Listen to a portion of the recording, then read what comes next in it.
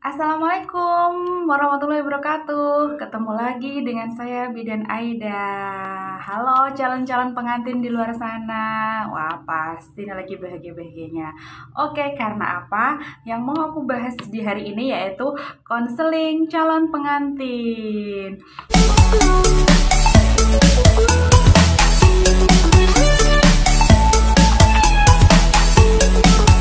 Sebelumnya, apa sih pengertian dari pernikahan itu sendiri? Aku mau sedikit nerangin ya. Pernikahan sendiri itu adalah suatu perjanjian atau akad yang dilakukan oleh dua orang, yaitu mempelai perempuan dan mempelai laki-laki, untuk melakukan perjanjian atas nama Tuhan Yang Maha Esa, di mana kedua orang tadi memiliki tanggung jawab masing-masing di dalam pernikahan tersebut. Baik si perempuan, calon mempelai perempuan tadi sebagai seorang istri, dan calon mempelai laki-laki tadi sebagai seorang suami. Nah, itu menurut saya pengertian pernikahan seperti itu. Kemudian apa sih yang perlu dipersiapkan seseorang untuk menjadi seorang calon pengantin? Nah, persiapan apa yang perlu dilakukan? Nah, yang pertama yaitu persiapan secara mental. Nah, persiapan secara mental ini yaitu meliputi tingkat kesiapan kita, tingkat kualitas kita sebagai seorang individu. Sebagai seorang individu, kita itu perlu sekali untuk meningkatkan kualitas dari diri kita sendiri sebelum ke proses kepernikahan. Individu yang seperti apa? Yaitu satu, meningkatkan kesabaran, komitmen, tanggung jawab, kesetiaan, kejujuran. Itu adalah poin-poin yang sangat penting, poin-poin dasar yang harus kita miliki, yang harus dimiliki oleh seorang calon pengantin. Karena apa? Kehidupan dalam rumah tangga nanti akan sangat berbeda sekali di kehidupan kita waktu sebelum berkeluarga atau ketika masih pacaran. Itu sangat berbeda-beda sekali ya. Terus yang kedua, kemampuan untuk berkomunikasi. Kemampuan untuk berkomunikasi ini perlu sekali ditingkatkan. Karena apa? Ketika seseorang itu menyatu dalam sebuah pernikahan, pasti akan terjadi banyak perbedaan dan gejolak yang timbul di kemudian hari. Nah, hal itu sangat diperlukan untuk adanya saling pengertian, saling keterbukaan di dalam menyelesaikan masalah, sehingga tidak akan menimbulkan konflik-konflik yang tidak bisa diselesaikan. Jadi kita semua harus belajar untuk terbuka, belajar untuk saling mengerti tentang kondisi masing-masing calon pengantin. Kemudian persiapan secara fisik yang perlu dilakukan yaitu biasanya seorang calon pengantin ketika dia mendaftarkan berkas-berkas tersebut ke kantor urusan agama, ada salah satu persyaratannya yaitu harus mendapatkan surat kesehatan dari puskesmas. Nah, di situ nanti si calon pengantin akan diberikan pemeriksaan secara umum, pemeriksaan fisik secara umum, yaitu meliputi tekanan darah, nadi, suhu, respirasi. Nah, kemudian ada pemeriksaan tentang penyakit menular, yaitu nanti kita diarahkan ke ruang laboratorium untuk pengambilan sampel darah untuk menentukan apakah calon pengantin tersebut apakah misalnya menderita HIV/AIDS ya, terus HBsAg atau penyakit kuning hepatitis, terus penyakit menular seksual. Nah, nanti di situ akan diperiksa. Kemudian diperiksa juga adalah hemoglobinnya, HB-nya. Ya, tes HB ini sendiri yaitu untuk menentukan si calon pengantin wanita ini apakah menderita anemia apa tidak. Hubungannya nanti apa? Hubungannya nanti untuk persiapan kehamilannya. Nah, ketika seorang calon pengantin menderita anemia, nanti akan diintervensi di ruang kesehatan ibu untuk memberikan terapi berupa tablet tambah darah dan konseling untuk meningkatkan gizi, memberikan makan-makan yang bergizi untuk calon pengantin tersebut. Nah, untuk program terbaru yaitu setiap calon pengantin yang memeriksakan kesehatan fisiknya di puskesmas biasanya diberikan terapi tablet tambah darah sekali dalam seminggu. Jadi setiap minggu si calon pengantin perempuan ini meminum tablet tambah darahnya tersebut. Kemudian ketika setelah menikah ternyata si ibu tadi, calon pengantinnya yang sudah menikah tadi, dia ternyata hamil, maka harus cepat-cepat langsung untuk periksa ke bidan karena biar langsung bisa mendapatkan tablet tambah darah 1 kali sehari. Jadi untuk calon pengantin sampai dia hamil minumnya itu 1 kali 1 selama 1 minggu.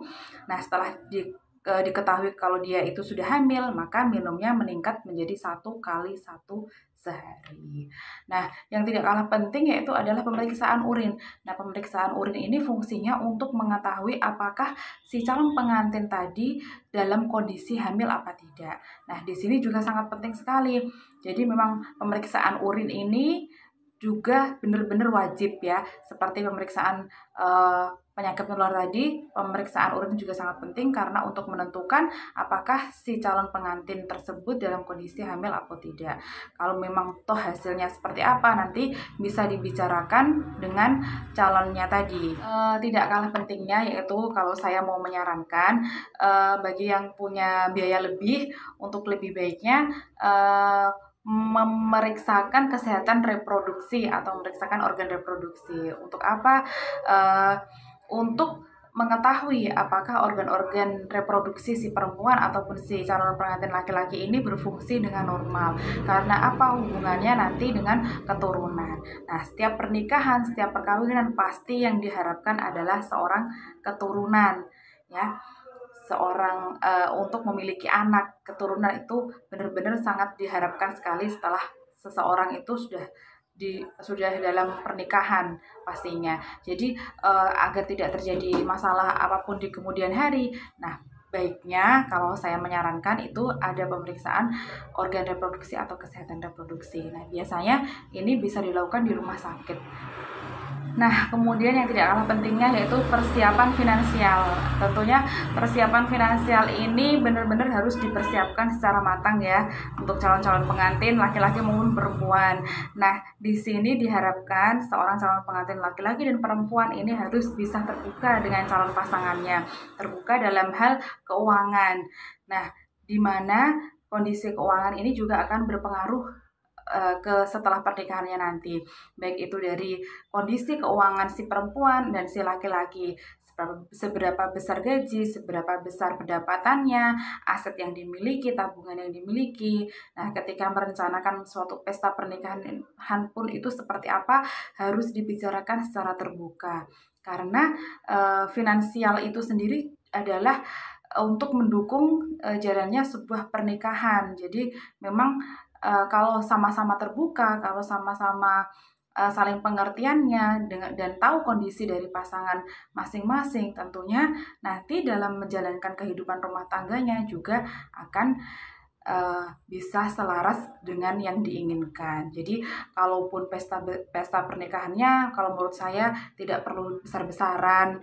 Ya boleh besar-besaran tapi sesuai dengan kemampuan dan budget kita. Kalau memang kita budgetnya sangat pas-pasan, mending menikah sesederhana mungkin. Yang penting pernikahannya itu berjalan dengan lancar dan bagus. Oke. Kemudian pesan-pesan saya di awal-awal pernikahan ya Bapak Ibu bagi calon-calon pengantin semuanya, di awal-awal pernikahan memang biasanya sangat berat sekali karena apa? Di sana nanti kita akan beradaptasi, kita akan mengalami masa transisi, yaitu di mana biasanya kita melakukan apa saja itu secara sendirian. Nah, sekarang dengan pernikahan, nah kita melakukan bersama-sama. Jadi mungkin ada sifat dari seorang yang laki-laki atau perempuannya mungkin kurang pas, kurang cocok. Nah, di situ kita akan kelihatan semua. Jadi pesan saya kita harus beradaptasi dan kesabaran dan saling terbuka dan jujur, terutama itu sangat penting sekali sehingga nanti pernikahannya pun perkawinannya pun akan langgeng sampai bertahun-tahun dan sampai selamanya, sampai mau memisahkan. Oke, aku buat video ini untuk sebagai referensi tambahan bagi calon-calon pengantin. saya kan piket di ruang KIA Kesehatan Ibu dan Anak. Jadi di situ saya tidak bisa bicara banyak mengenai konseling calon pengantin. Jadi saya buat video ini supaya calon pengantin nanti bisa melihat secara detail apa saja yang perlu dipersiapkan. Kalau di ruang KIA kan biasanya konselingnya sangat terbatas sekali. Nah, di sini aku buat versi lengkapnya. Nanti kalau ada yang mau ditanyakan bisa tanya di kolom komentar. Oke, sekian video saya hari ini. Semoga video ini bisa membantu bagi para calon pengantin semuanya untuk apa saja sih yang perlu dipersiapkan dalam proses mau menuju ke pernikahan. Jadi semoga video ini nantinya bisa bermanfaat, dan saya doakan untuk calon-calon pengantin di luar sana yang mau menikah, semoga pernikahannya berjalan dengan lancar dan menjadi keluarga yang sakinah mawadah warahmah, dan tentunya cepat mendapatkan keturunan. Oke, sekian videoku hari ini, semoga bermanfaat. Sekali lagi, kalau ada yang mau ditanyakan bisa tanya di kolom komentar. Kemudian kalau saya ada salah-salah kata, mohon maaf yang sebesar-besarnya. Terima kasih sudah menonton. Jangan lupa untuk subscribe, like, and comment, dan share di seluruh sosial media kalian. Oke, terima kasih. Assalamualaikum.